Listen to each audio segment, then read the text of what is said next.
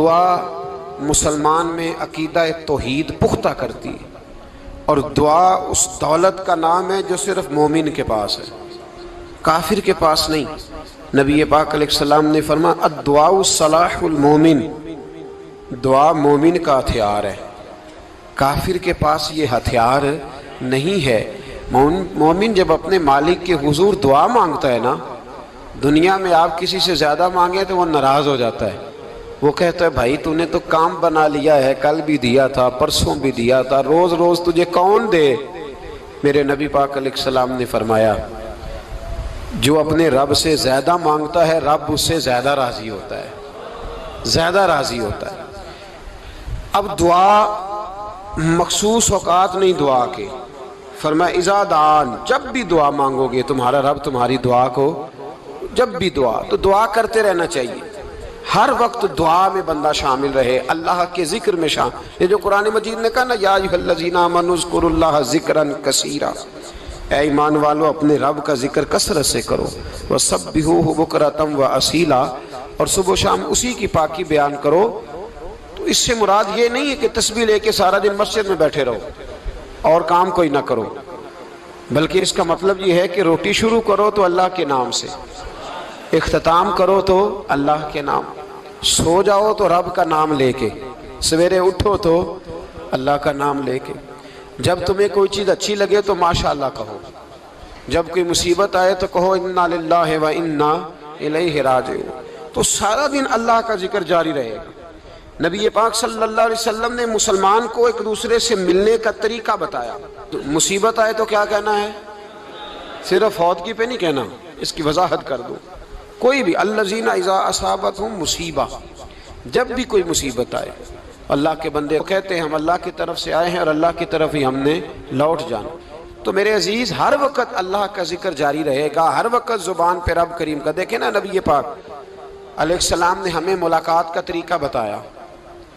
ایک صحابی آئے تو انہوں نے آ کے کہا السلام علیکم، نبی پاک علیہ السلام نے فرمایا رب تعالیٰ نے اسے 10 نیکیاں عطا فرمائی ہیں۔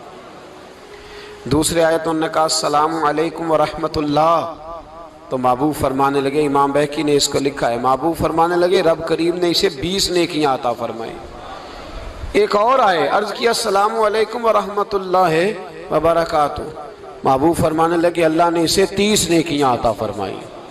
اچھا اس کا مطلب کیا ہے؟ السلام علیکم، تم پر سلامتی ہو، سادہ ترجمہ یہ ہے کہ تم سلامت رہو، تم سلامت رہو، ورحمۃ اللہ وبرکاتہ، تم پر اللہ کی رحمت بھی ہو اور اس کی برکتیں بھی ہو۔ وہ کیا کہتا ہے؟ وہ کہتا ہے وعلیکم السلام، تم پر بھی سلامتی ہو، ورحمۃ اللہ وبرکاتہ، اللہ کی رحمت ہو اور اس کی۔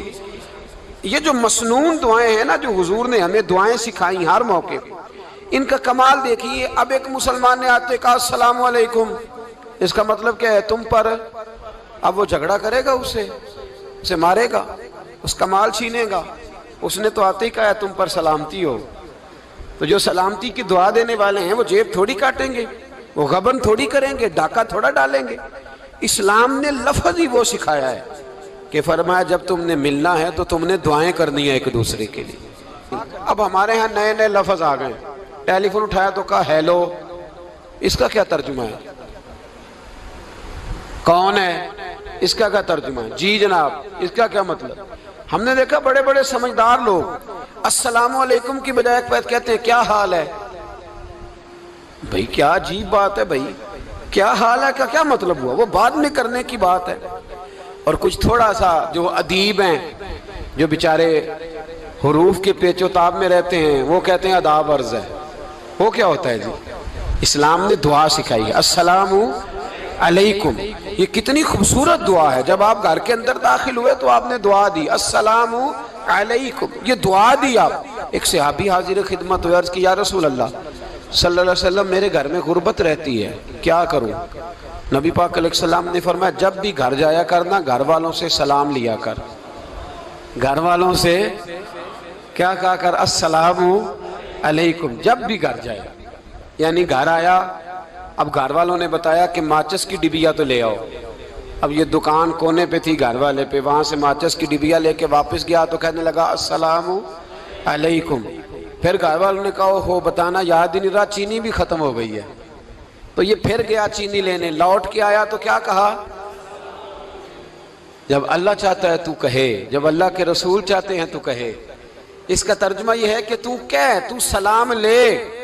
اللہ رسول چاہ رہے ہیں کہ تو سلام لے تاکہ تیرے گھر میں سلامتیاں ڈال دی جائیں. تو فرمایا سلام لینی ہے تو نے، اور ساتھ تو نے اس طرح کرنا ہے کہ 3 دفعہ سورۃ اخلاص کو پڑھنا ہے. امام قرطبی نے اس کو لکھا ہے. اس نے کہا حضور غربت بڑی ہے. غربت بڑی ہے تو کہ وظیفہ بتائیں. فرمایا جب بھی گھر جاؤ سلام لو اور 3 دفعہ سورۃ اخلاص پڑھو. وہ صحابی کہتے ہیں میں پکا ہو گیا. اب وہ کچھ دنوں کے بعد، کچھ عرصے کے بعد، کچھ مہینوں کے بعد واپس آئے تو صحابہ کرام علیہم رضوان فرماتے ہیں ہماری خواہش تھی کہ یہ کچھ بیان کرے، اب بتائے جو وظیفہ لے کے گیا تھا اس کا رزلٹ کیا نکلا. کہتے اس نے بڑی حیرت انگیز بات کی، حیرت انگیز عجیب انداز میں. کچھ لوگوں کا دل ہوتا ہے نا کہ مجھے ملے میرے پڑوسی کو نہ ملے، اور کچھ کا دل ہوتا ہے یار مجھے بھی ملا ہے اور الحمدللہ میرے پڑوسی کو ملا ہے. تو صحابی جب حاضر ہوئے تو صحابہ کہتے ہیں ہمیں تجسس تھا کہ یہ کچھ بتائیں. تو حضور نے فرمایا کیا حال ہے تیرا؟ کہا یا رسول اللہ کمال ہی ہو گئی ہے حضور، میں جب بھی گھر جاتا ہوں سلام لیتا ہوں اور 3 دفعہ سورۃ اخلاص پڑھتا ہوں. میں تو امیر ہو ہی گیا ہوں، میرے تو ہمسائے بھی امیر ہو گئے. کتنا پیارا ہے یہ جملہ، کتنا حسن ہے.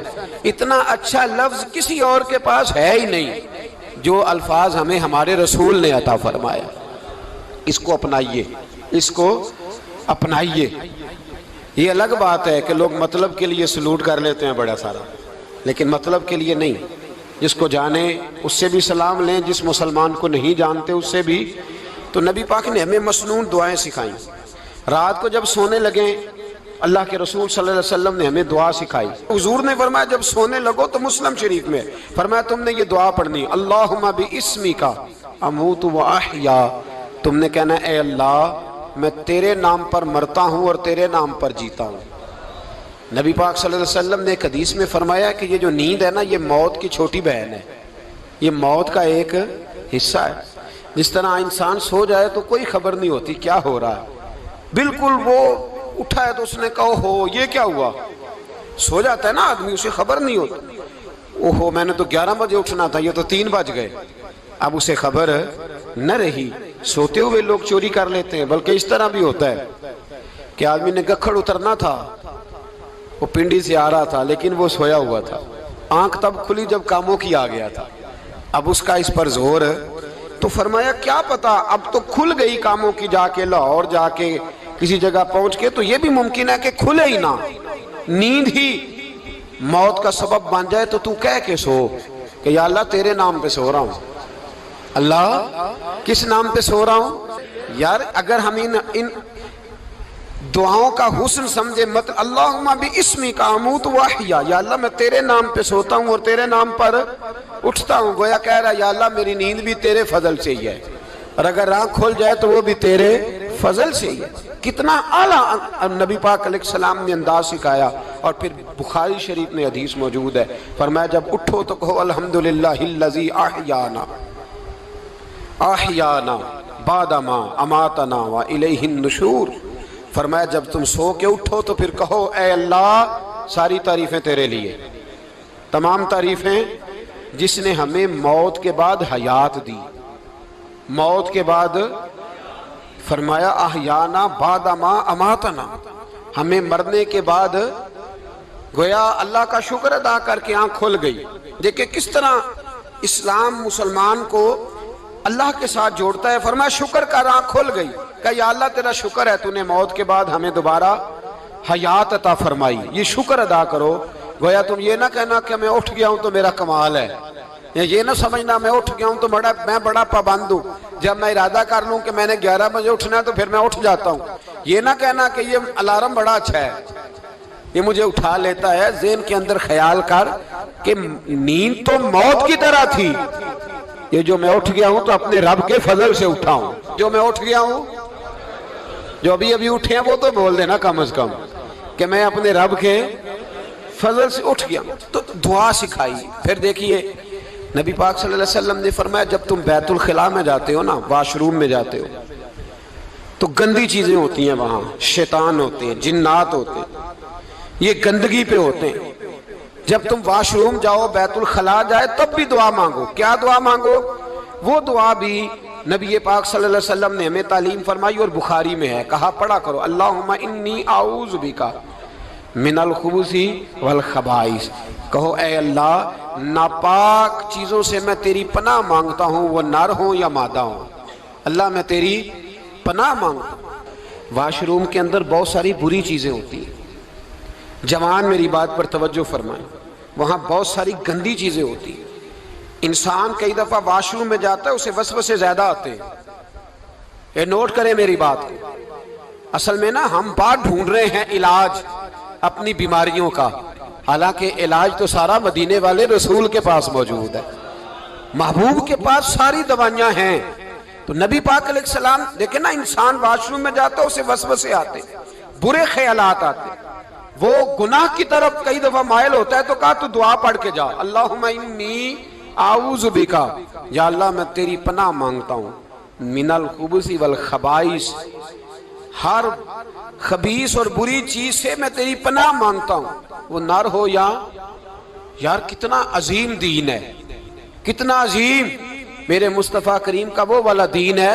اصل میں اللہ کرے بی اے پاس بچے کو بیت الخلا کی دعا بھی یاد ہو جائے، ایسے یاد ہو جائے، اور اس کے ماں باپ سمجھ لیں کہ جوان ہو گیا ہے، تو اب ہو سکتا ہے اس کی طرف شیطان حملہ زیادہ کرے، اسے خراب کرنے کی کوشش کرے، تو لہٰذا اسے دعا سکھائی جائے تاکہ اس کو پہلے سے پتا ہو کہ میں نے اس بے ایمان سے بچنا کس طرح سے۔ اب آپ دیکھیے نبی پاک علیہ السلام نے ہمیں دعا سکھائی، مصنف ابن ابی شیبہ میں۔ کون سی دعا؟ واش روم سے نکلنے کی۔ اللہ اکبر، بڑی زبردست دعا ہے، بڑی زبردست۔ آپ یقین کریں اس ایک ایک دعا پر ایک ایک پورا بیان ہو سکتا ہے، ایک ایک۔ یہ اس لیے نہیں میں کہہ رہا کہ میں کوئی عالم فاضل آدمی ہوں، آپ کہیں گے کہ بتا رہے ہیں میں بڑا پڑھا لکھا ہوں، صرف یہ عرض کر رہا ہوں کہ اس کے فوائد پر، ثمرات پر جو اللہ تبارک و تعالیٰ امت کو دیتا ہے، ان دعاؤں کی جو فضیلت حدیثوں میں آئی، اور پھر جو اس کے فوائد ہے، اگر اس پر بات کروں تو ایک دعا تقاضا کرتی ہے کہ اس پر پورا ایک لیکچر ہونا چاہیے۔ دیکھیے آپ واش روم سے نکلے، دعا کیا ہے؟ دعا کے لفظ کے الحمدللہ الذی، ایک حدیث میں لفظ ہے غفرانک، غفرانک، اے اللہ میں تجھ سے بخشش چاہتا ہوں۔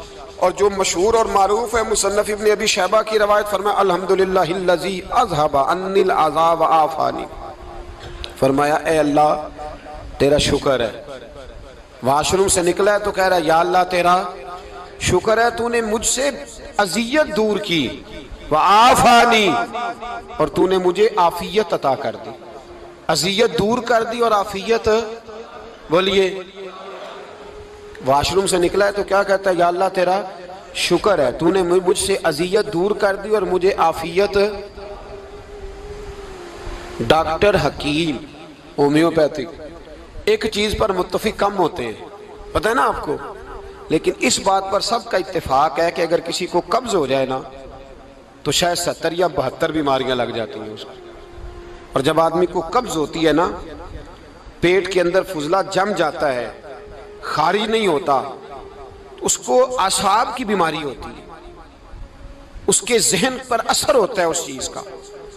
آپ یہ مت سمجھیں کہ کھانا کھانا ہی ایک کمال ہے، اللہ نے یہ بھی نعمت بنائی ہے کہ کھانا جب خارج ہوتا ہے تو وہ بھی اللہ کا بہت بڑا احسان ہے۔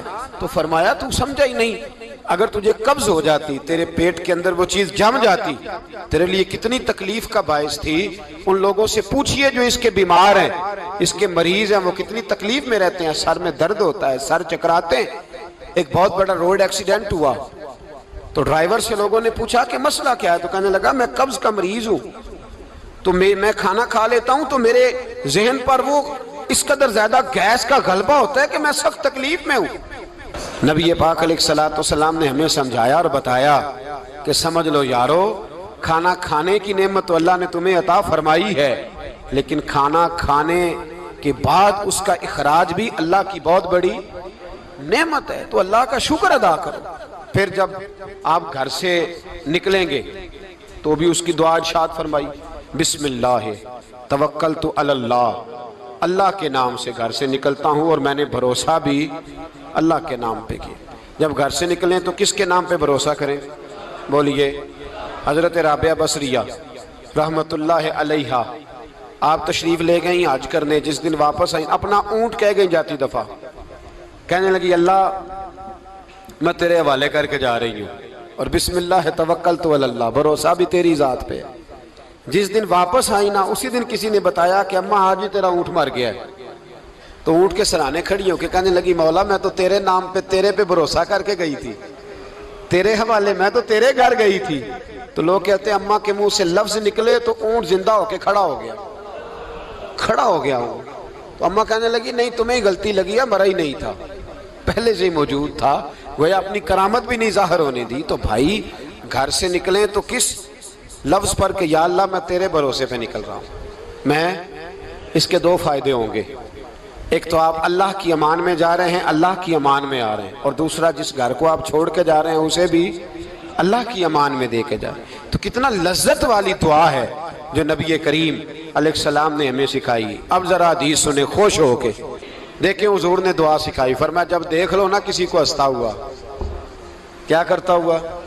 ماشاءاللہ آپ تو ہنسنے لگے۔